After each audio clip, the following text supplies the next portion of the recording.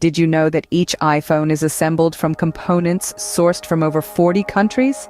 That's right, the iPhone isn't just a product of one country, it's a global effort.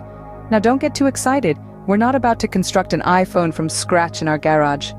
But we will break down the intricate process of how these beloved gadgets come to life. The creation of an iPhone begins, quite surprisingly, with mining. Yes, you heard right. Precious metals like gold, silver, and platinum, found in various parts of the world, are mined and refined. These metals are a key part of the iPhone's internal components. Next comes the manufacturing of semiconductors, the tiny electrical circuits that power the device.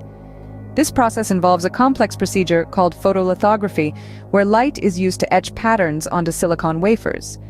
This is done in dust-free labs called clean rooms to avoid any contamination. Once the semiconductors are ready, they're shipped off to a different location where they're assembled onto the iPhone's motherboard, also known as the logic board. This board is essentially the brain of the iPhone, controlling all its functions. Meanwhile, the iPhone's body, or chassis, is being prepared. This involves machining a block of aluminum into the sleek, thin case we're all familiar with. This casing is then anodized to give it a protective layer and the iconic color. The display, one of the most important components of an iPhone, is made using liquid crystal technology. These displays are then combined with the touch-sensitive digitizer to form what we know as the touchscreen. Once all the components are ready, it's time for assembly. The logic board, battery, and other internal components are fitted into the casing. The display is then attached and the iPhone is closed up. Finally, the software is installed onto the device. This includes the operating system, apps, and other features that make an iPhone, well, an iPhone. The last step, quality control.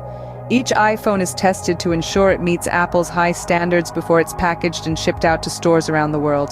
To recap, the making of an iPhone involves several stages. It begins with the mining of precious metals, followed by the creation of semiconductors and the assembly of the logic board.